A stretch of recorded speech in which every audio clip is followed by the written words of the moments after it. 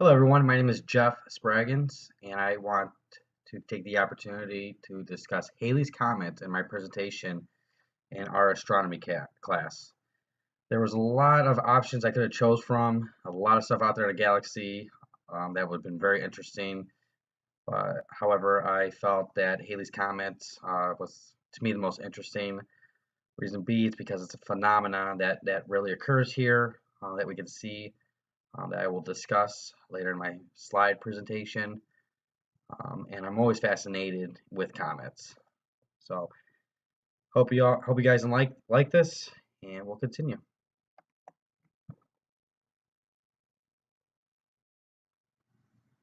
I'd like to first start off with how beginning of Halley's Comet. Who was the originator and what was his name? Well, his name was Edmund Halley.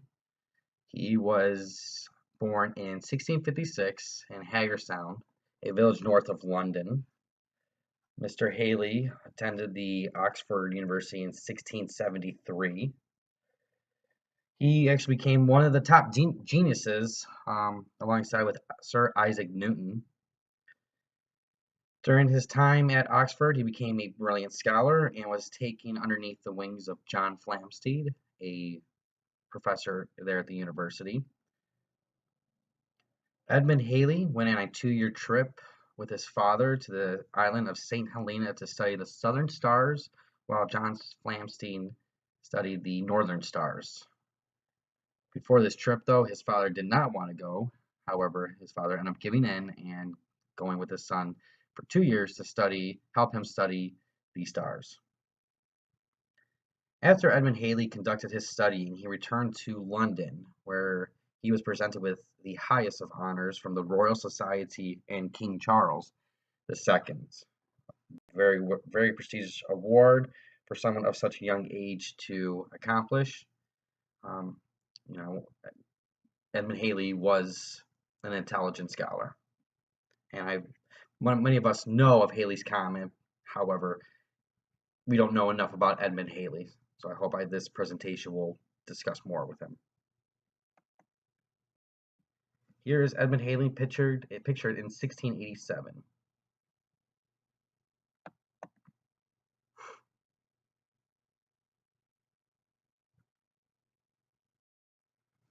The summer of 1680. What happened in 1680? Well, in my opinion, when doing this research, this year sticks out as the year where it all began. Uh, in late 1680, Edmund Halley saw a comet in the sky when he was leaving for Paris from London. When Edmund arrived in Paris, the comet had reappeared in the evening sky. This caught Edmund's attention. It was the talk of the city. Even Isaac Newton, who was in Cambridge at the time, noticed this and thought that it was two comets. Never thought that it was one. Edmund Halley tried to figure out the comet's motion, where it was heading, by using Kepler's law, which is a law that we all have learned in this class. However, he could not figure it out. He took many notes, scribbled notes down in his observations, and tried to figure it out. He couldn't. Um, the notes actually that he took and the observations of the comet would actually be the comet that would soon bear his name. So that was a great accomplishment, soon to be.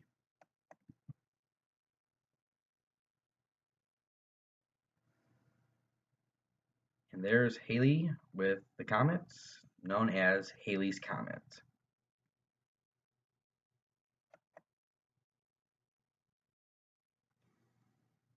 The meeting of Isaac Newton. I feel this was an important part of Edmund Halley's life to meet Isaac Newton. Reason B is while Edmund Halley had been studying this unknown comet, he decided to meet with Isaac Newton to discuss his observations and his notes that he took of this comet. However, to Edmund's surprise, Isaac Newton had already been working on planets, the sun, and our galaxy for nearly 20 years, comets included. This guy was studying everything. He was staying ahead of the game.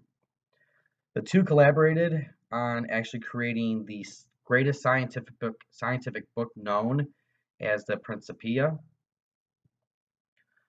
With Isaac's knowledge and Edmund's determination, Edmund was able to figure out the comet's orbit and the distance it has traveled in.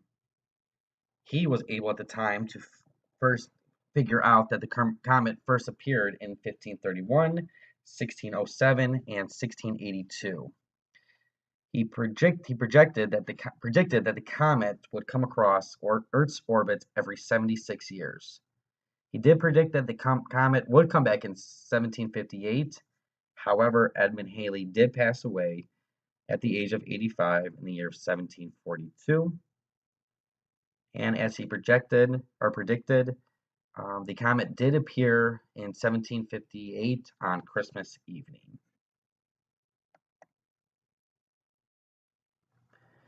This is a little summarization of Edmund Halley. Like I said, he was born in 1656, passed away in 1752.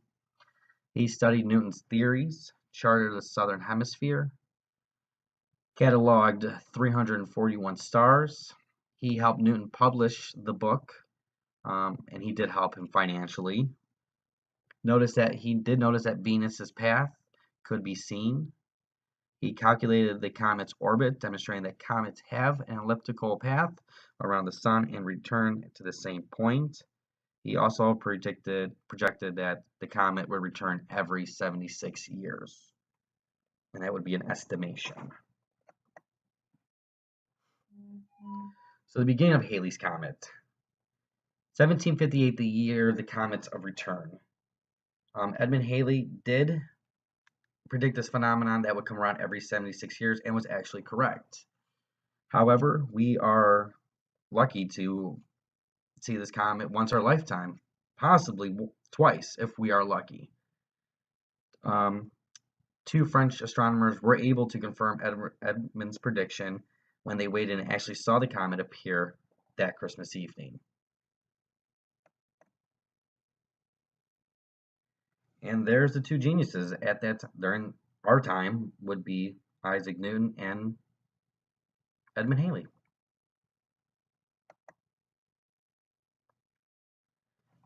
So I want to discuss, how was Halley's Comet formed?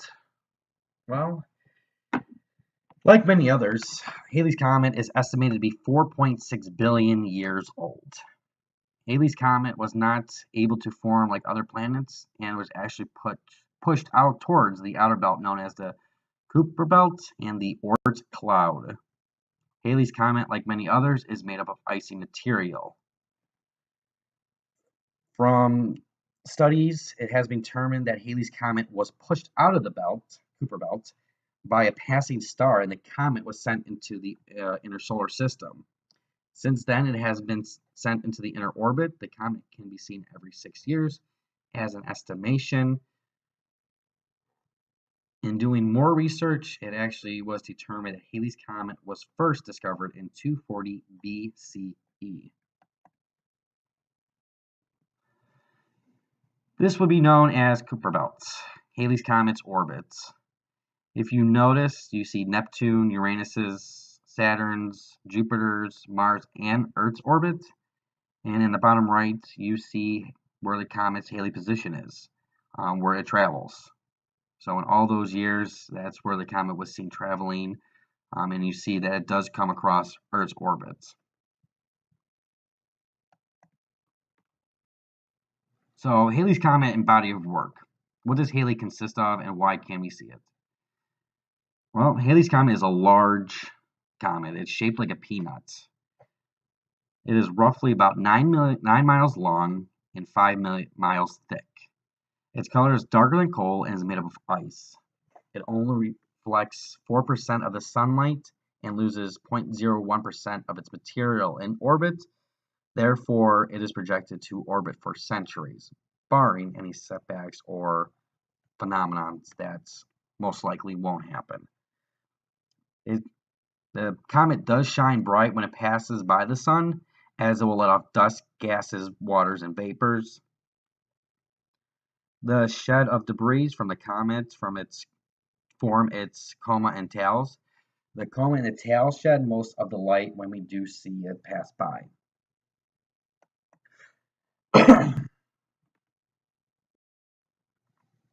This is an illustration of what Halley's Comet would look like if we were able to get close as what the illustration provides us.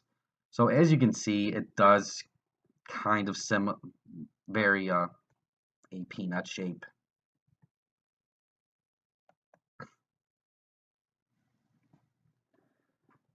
So I want to discuss some interesting facts in regards to Halley's Comet and our solar system.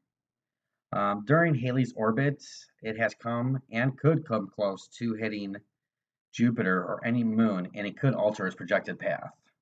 It's a possibility that it would hit one of them. However, it most likely will not happen. Oh, at least we hope not. Right now, as it stands, Halley's Comet did come as close as 5 million kilometers from Earth, and its tail was seen across Germany, China, Japan, and the greater Middle East at this time. Halley's Comet has passed over the sun as close as 5.2 million kilometers. And in 1986, the Soviet Union, with the French, actually launched the Halley Armada, and it captured the closest pictures that we have ever seen to this date. There have been many attempts prior. However, in 2061, when we see Halley again, we will see it much brighter as we passing on the other side of the sun than it was in 1986. And I could assume, and many researchers have and will attempt to build some type of a rocket or landing orbit onto Halley's Comet, which would be really interesting to see what kind of detail we would get back from it. One interesting fact, as I mentioned earlier, and it probably is slim, if Halley's Comet was altered in any way and it headed towards Earth, Halley's speed is 157,838 miles per hour, and with its size, as I discussed earlier, and if it would hit Earth, would be catastrophic. So hopefully that won't happen in our lifetime nor ever.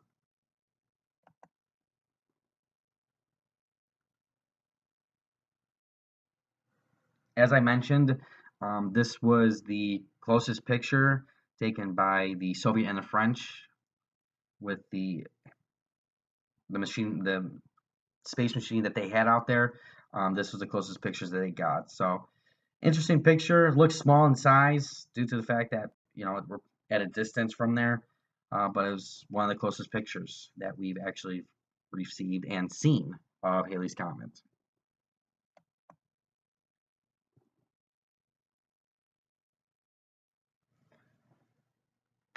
So with this report, I hope that you guys have learned a lot, learned some new interesting facts about Edmund Halley himself, learned more about the comets and what it's made of, its projection, um, and interesting facts. Like I said, there's a lot of stuff out there in our galaxy that a lot is interesting. I feel that Halley's Comet though was the most interesting because it only comes around once a year, or once every 76 years. Very interesting. I hope you all liked it. Um, I would like to thank Professor Peterlin for giving us, the students, an opportunity to explore some interesting aspects of our solar system. I found this project to be very interesting, learned new things that I didn't know of, and I'm glad to share all of it with you. So best of luck and thank you for your time.